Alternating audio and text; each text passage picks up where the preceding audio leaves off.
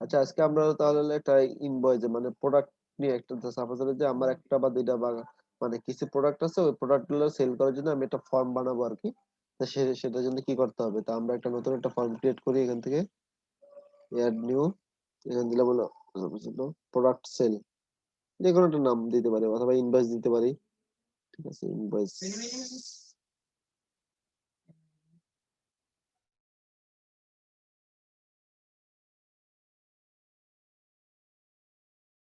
ঠিক আছে, তো আমরা এখানে দিলাম, দেওয়ার পরে আমরা যদি যে প্রাইসিং টেবিলে যাই, যাওয়ার পরে দেখেন এখানে দেওয়া হচ্ছে প্রোডাক্ট।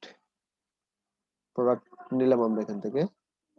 এখানে দেখেন বলা আছে প্রোডাক্ট নেওয়ার পরে প্রোডাক্ট নেম, একটা হলো সিঙ্গেল প্রোডাক্ট আর একটা হলো মাল্টিপল প্রোডাক্ট।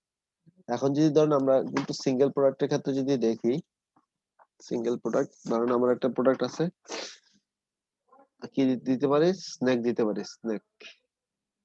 স্ন্যাক্স একটা প্রোডাক্ট নাম দিলাম। এখন এই প্রোডাক্টটার ভ্যালু কত, এই যে $10 দিলাম। তারপরে এখন আমি দিলাম এখানে, ঠিক আছে, আপডেট দিলাম, প্রিভিউ দিলাম। দেখেন এখন আমি যদি এখানে 10 কোয়ান্টিটি এখানে আমি দিতে পারতেছি। ঠিক আছে, নর্মালি এটা হলো যে প্রোডাক্টের, যে প্রোডাক্টের নাম এবং প্রাইস $10, তারপরে কোয়ান্টিটি। ঠিক আছে, এখন এটা আসলো। এখন এটা দিলে তো হবে না, এখন কথা হচ্ছে শুধু এটা দিলে তো হবে না, আমার এখানে ধরেন এই যে আমি যে কোয়ান্টিটি দিচ্ছি এবং আমার প্রোডাক্টের প্রাইস কত, $10, এখানে যে কোয়ান্টিটি দিব এটা, এর সাথে এটা গুণ হয়ে আমার টোটাল প্রাইসটা দেখাইতে হবে না? তা সেটার জন্য আমার কি করতে হবে, আমার এখান থেকে এই যে টোটাল একটা অপশন লাগবে, দেখেন টোটাল। টোটাল আমি ক্লিক করলাম, এই যে দেখেন টোটালটা। এখন আমি যদি আপডেট দেই, প্রিভিউ দেই, জাস্ট এখন যদি আমি যদি ধরেন এই যে দেখেন এখানে টোটাল কত, 0 দেখাচ্ছে এখন। ঠিক আছে, এখন আমি যদি 1 দেই, এই দেখেন আমার এখানে 10 চলে আসছে। এখন আমি যদি এখানে যদি 10টা প্রোডাক্ট দেই, এই দেখেন আমার 10.100 চলে আসছে। ঠিক আছে, এইটা হলো সিঙ্গেল প্রোডাক্টের ক্ষেত্রে। সিঙ্গেল, সাপোজ আমার একটা প্রোডাক্ট আছে, একটা প্রোডাক্টের এখন আমার প্রাইস হলো এত করে, এখন সে যত কোয়ান্টিটি নেয় ওই কোয়ান্টিটির উপর ভিত্তি করে আমার এখানে টোটালটা দেখাবে।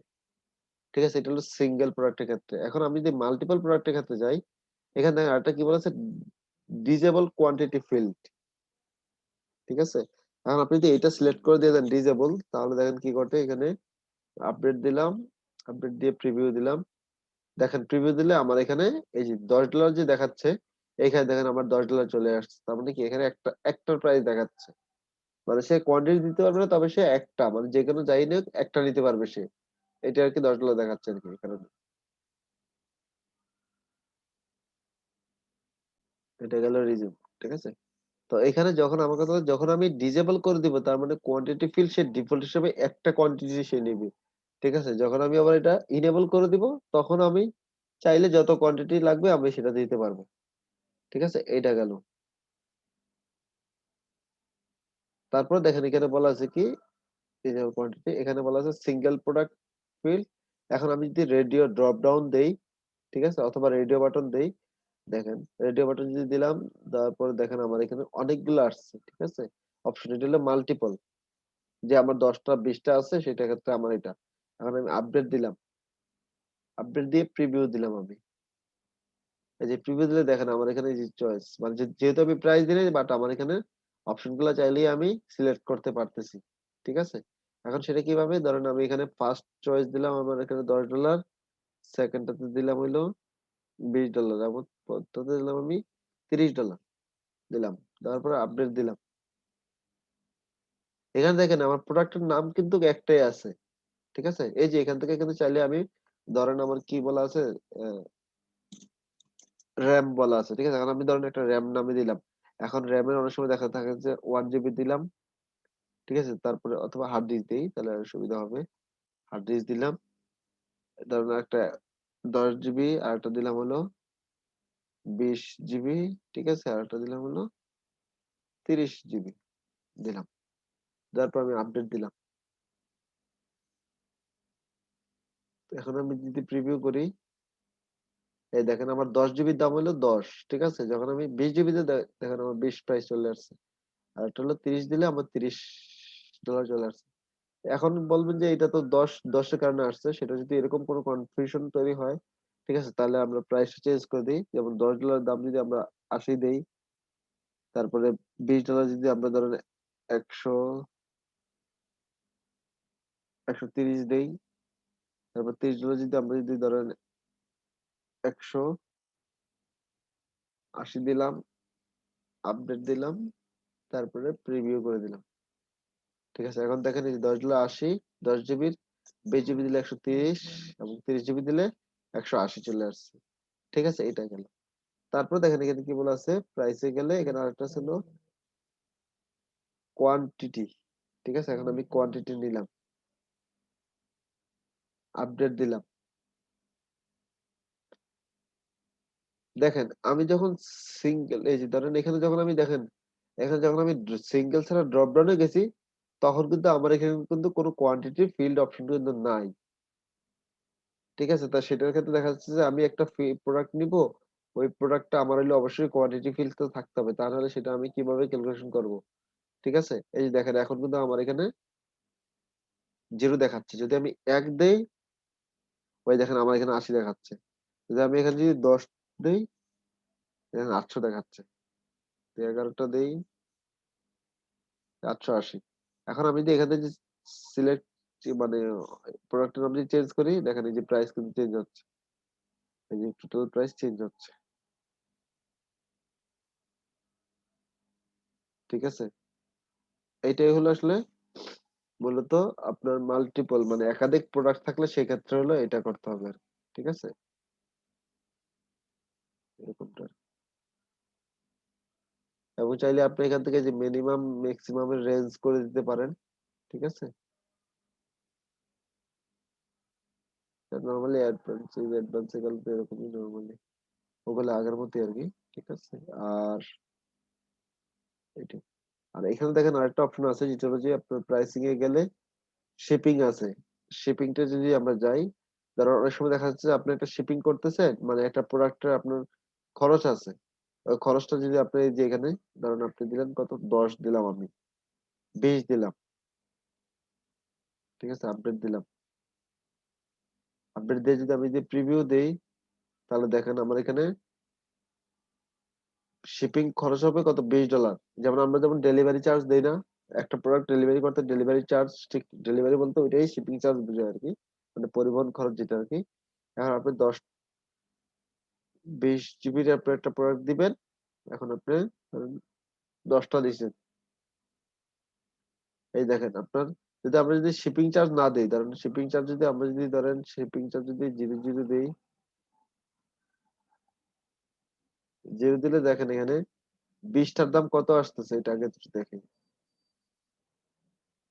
যদি আমরা যদি 10 জিবি, 10 জিবির 10টা দিলাম, 800 আসতেছে। এখন আমরা যদি শিপিং চার্জ যদি ধরি, শিপিং চার্জ যদি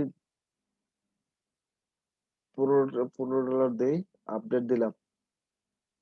ঠিক আছে, আপডেট দিয়ে যদি প্রিভিউ দেই, তাহলে দেখেন শিপিং চার্জ এখন ওই যে 10টা দিলাম, এই দেখেন এই যে 800 ছিল, 800-র সাথে 15 যোগ হয়ে 815 আসছে। ঠিক আছে, এইটাই হলো মূলত আসলে একটা প্রোডাক্ট করার, একটা প্রোডাক্ট বা আপনার সিঙ্গেল হোক বা মাল্টিপল প্রোডাক্ট হোক, এটা ঠিক আছে এরকম আর কি। আচ্ছা, আমরা হলো যে আজকে হলো যে এতক্ষণ তো মোটামুটি ফর্ম গুলো দেখছি, তো দেখার পরে এখন আমাদের হলো যে একটা ফর্মে যে নোটিফিকেশন, সাপোজ হলো যে একটা ফর্ম সাবমিট করছে, সাবমিট করার পরে আমাদের একটা হলো যে রিডাইরেক্ট, অনেক সময় দেখা যাচ্ছে যে সাবমিট করার পরে একটা মেসেজ দেখায়, অথবা দেখা যাচ্ছে যে অনেক সময় দেখা যাচ্ছে সাবমিট করার পর অন্য একটা পেজে যায়। ঠিক আছে, অথবা দেখা যাচ্ছে যে আমাদের সাইটের না, মানে এই সাইটের না, বাট আদার্স একটা রিলোড হয়ে আদার্স একটা অন্য একটা সাইটের পেজে যায়, এরকম একটা। আর এটা যে নোটিফিকেশন, মানে সাবমিট করার পরে অ্যাডমিনের কাছে একটা মেল যাবে, প্লাস হলো যে যে যে সাবমিট করছে তার কাছে একটা মেল যাবে, ওইটা আর কি। তা সেটা সেটিং গুলো আমরা একটু দেখি। সেটিংস এ যাই আমরা, সেটিংস এ গেলে প্রথমে দেখা যাচ্ছে কি ফর্ম সেটিং, আমরা ফর্ম সেটিংস এ যাই। ফর্ম সেটিংস এ গেলে এখানে দেখেন লেখা আছে ফর্ম টাইটেল বলা আছে। ঠিক আছে, তারপর যে লেবেল গুলো আছে, লেবেল গুলো আসলে লেফট রাইট অ্যালাইন এরকমটা আর কি। ঠিক আছে, তারপর হলো বিলো অ্যাবভ, বিলো হলো উপরে, তারপরে অ্যাবভ হলো নিচে, বিলো নিচে আর কি। ঠিক আছে, এইটা এরকমটা আর কি। মানে এক্ষেত্রে হলো যে ডেসক্রিপশনটা ধরেন আমি এই যে ফিলটা করছি, এই যে ধরেন এই যে ফিলটা করছি যেটা বলি লেভেল প্লেসমেন্ট টপে, যেমন আমাদের এখন কি টপে দেখাচ্ছে, ঠিক আছে? আমরা যদি এটা যদি লেফটে দেই, লেফট অ্যালাইন, এখন আমি যদি আপডেট দেই, আপডেট দেওয়ার পরে রিলোড দেই, তাহলে এই যে দেখেন এখন লেফটে দেখাচ্ছে, ঠিক আছে? এইটা গেল। তারপর বলা আছে কি এখানে, এটা আমাদের আপাতত টপে থাকুক। তারপর বলা আছে কি ডেসক্রিপশন, ওই যে ডেসক্রিপশনটা ধরুন আমি কোনো একটা ডেসক্রিপশন লিখছি, ফিল্ডে ওই ডেসক্রিপশনটা কোথায় আমার দেখাবে সেটা হলো ফিল্ডে, ঠিক আছে? এটা গেল। তারপর হলো সাব লেভেল প্লেস, ঠিক আছে? তো এইগুলাই এরকম ভাবে এই যে আপনার উপরে নিচে করে দেখানো আর কি, সিএসএস ক্লাস যদি থাকে। আর একটা হলো ফর্মে বাটন, এই যে আমার যে বাটনটা, এই বাটনটার কথা বলা আছে এখানে। এখানে দেখেন কি বলা আছে রেজিস্টার, এখানে দেখেন এই যে রেজিস্টার, চাইলে আমি এখান থেকে যদি লিখি সাবমিট, সাবমিট দিলাম, এখন আমি সেন্ড করে দিলাম, আমি রিলোড করে দিলাম, এই যে দেখেন এই যে এখন সাবমিট লেখা চলে আসছে, ঠিক আছে? এটা গেল। তারপরে বলা আছে কি এখানে দেখেন ইমেজ, ওই যে চাইলে যদি আমরা যে ইমেজ চাইলে দিতে পারবো এখান থেকে ওইটাই। তারপরে বলা আছে কি বাটনের কন্ডিশন, আমি এটা ইনেবল কন্ডিশন দিতে চাই, দেখেন এই যে কন্ডিশন দেওয়া আছে, name, last title, company name, email, phone, এই যে এখানে দেখেন যতগুলা অপশন থাকবে, ঠিক আছে? সবগুলো অপশনই কিন্তু দেখেন আমার এখানে শো করবে কন্ডিশনাল। এখন আমি যদি ইয়েস, এই যে এক্সিস্টিং কাস্টমার দেই, যদি ইয়েস দেই তাহলেই আমার ধরে নিলো এই সাবমিট বাটনটা শো করবে, আদারওয়াইজ শো করবে না, ঠিক আছে? ওই যে আগের মতো এরকম প্রেজেন্টেশনটা ধরেন আমি যদি এখন দেই, এই দেখেন এখন কিন্তু নো অবস্থায় আছে, ঠিক আছে? এখন আমি যদি ইয়েস দেই দেখেন এই যে এখন শো করতেছে, আবার যদি নো দেই তাহলে দেখেন আমার এটা ফেইল্ড, মানে নেক্সট বা সাবমিট বাটন আমার এটা শো করতেছে না। তো ঠিক এটাও আমার হলো এরকমটাই আর কি, ঠিক আছে? এটা গেল। তো এখানে ইনেবলটা আমরা উঠাই দিলাম। তারপর বলা হচ্ছে যে এই যে সেভ এন্ড কন্টিনিউ যেরকমটা আর কি। তারপরে লিমিট নাম্বার অফ এন্ট্রিজ, ঠিক আছে? এটা ইনেবল করে দিলে total per day per week, ঠিক আছে? এগুলার অনেক অপশন আছে আর কি। শিডিউল ফর্ম, মানে ওই ফর্মটা আপনার কবে অ্যাক্টিভ থাকবে বা কবে ডেট থেকে ওপেন হবে ওই লিঙ্কটা আর কি, এরকম আর কি। ধরেন আপনি একটা ফর্ম করছেন, ওই ফর্মটা আপনার এখানে আপনার ডেট টাইম বলে দিতে পারেন আর কি, ঠিক আছে? যেমন আপনি একটা পরীক্ষার সময় দিয়ে দেন না যে এত তারিখ থেকে শুরু হয়ে অমুক তারিখ পর্যন্ত বা অমুক সময় পর্যন্ত, এরকম একটা যে শিডিউলটা আর কি, ওরকমটা আর কি, ঠিক আছে? তারপর বলা আছে require user to be log in, মানে এখানে বলা আছে যদি আপনি মানে এই যে আমরা যে লগ ইন করছি, মানে এই যে ড্যাশবোর্ডে লগ ইন করছি, এরকম ভাবে লগ ইন থাকতে হবে, দেন আপনি এই ফর্মটা পাবেন, আদারওয়াইজ পাবেন না, এরকম আর কিছু, ঠিক আছে? তা এইটা হলো মূলত আসলে কি ফর্মের সেটিং।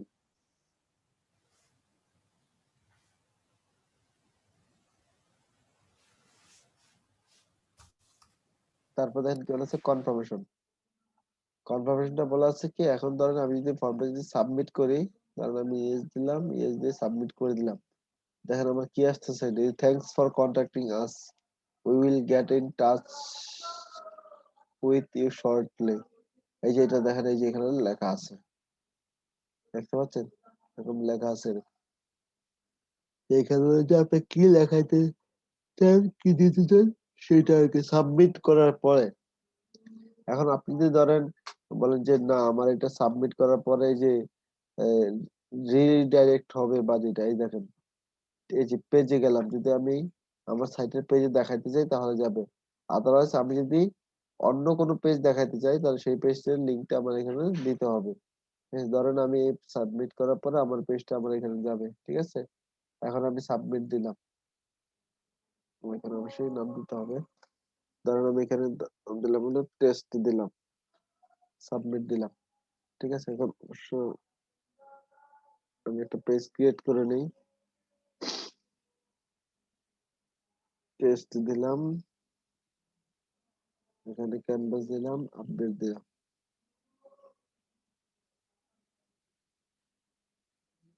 একটু দিলাম।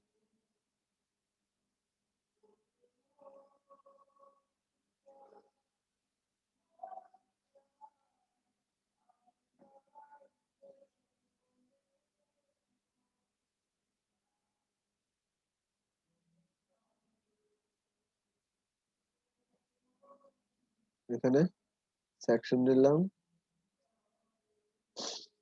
সেকশন নিয়ে ধরেন এখানে যাই হোক এখানে গ্র্যাভিটি ফর্ম নিলাম, গ্র্যাভিটি এখান থেকে এখানে দিলাম। তারপরে ফর্মটা কোন ফর্ম আমাদের, এখান থেকে সিলেক্ট করে দিলাম কোন ফর্ম, ইভেন্ট রেজিস্ট্রেশন, আপডেট দিলাম। ঠিক আছে, প্রিভিউ দিলাম। এই দেখেন ফর্মটা এখানে চলে আসছে। ডিজাইন যেমন হোক আমরা ডিজাইনের চিন্তা করবো না, ঠিক আছে, আমরা যখন ডিজাইন নিয়ে কাজ করবো তখন ডিজাইনের উপর। কিছু কিছু ক্লায়েন্ট কিন্তু বলেই দেয় যে ডিজাইন তার ভালো হইতে হবে, অ্যাট্রাকটিভ হইতে হবে, এরকম বলেই দেয় কিন্তু। এখন ধরেন এখানে আমি নেম দিলাম, দিয়ে দিলাম টেস্ট কোম্পানি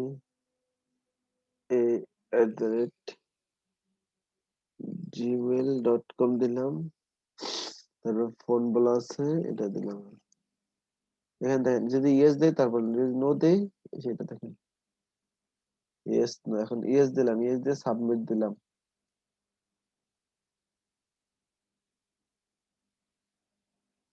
এই দেখেন একটা ইভেন্ট রেজিস্ট্রেশন, এই দেখেন এই যে এটা আমরা থ্যাঙ্কস কিউ মেসেজ চলে আসছে, কিন্তু কিন্তু আমাদের ওই পেজে যায় নাই। মানে ওই যে আমরা যে দিছি সেটা জানে, সেটা না যাওয়ার কারণ আছে।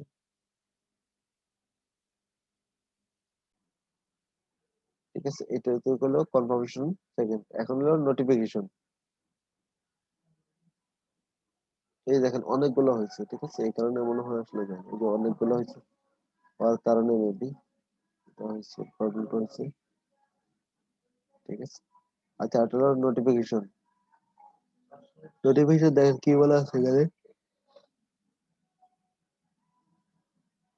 সাবমিট করার পরে নিউ সাবমিশন, এটা হলো একটা অ্যাডমিনের। এখানে আপনার বুঝতে হবে অ্যাডমিশনের ক্ষেত্রে মানে নোটিফিকেশনের ক্ষেত্রে আপনি যত জায়গায় নোটিফিকেশন চাবেন ঠিক ততবারই আপনাকে এইরকম নোটিফিকেশন ক্রিয়েট করতে হবে। সেটা কিভাবে, এই যে অ্যাড নিউতে ক্লিক করলাম, এই যে অ্যাড নিউতে ক্লিক করে ধরুন দিলাম হলো ইউজার নোটিফিকেশন,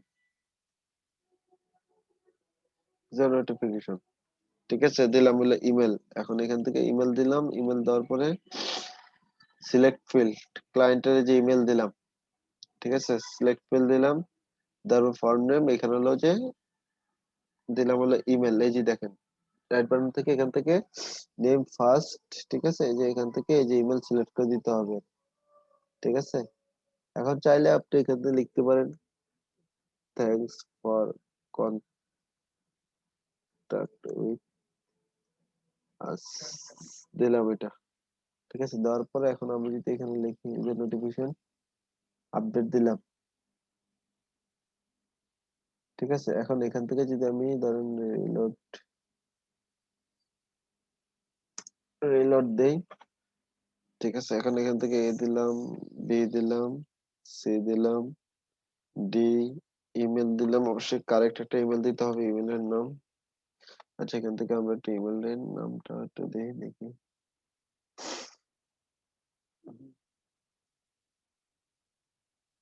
না, এটা না, এখান থেকে ইমেলটা দেওয়া যায়।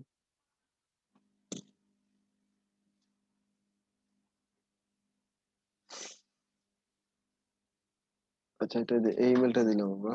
এখান থেকে মেলে গেলাম। ঠিক আছে, মেলে যাওয়ার পর ধরেন আমরা এখান থেকে এই যে ইমেলটা কপি করলাম, কপি করে এখন আমরা আচ্ছা এখানে সাবমিট, এই সাবমিট করলাম, এখানে দিলাম। ঠিক আছে, দেওয়ার পরে ফোন নাম্বার, ফোন নাম্বার দিলাম, ইয়েস দিলাম, সাবমিট দিলাম। ঠিক আছে, এই যে আমি ধরেন এই যে সাবমিটটা করছি সেটা আমার একটা মেল মেসেজে মেলে যাবে না? এটা আমি দেখি এখান থেকে আসছে কিনা, আমি দেখি।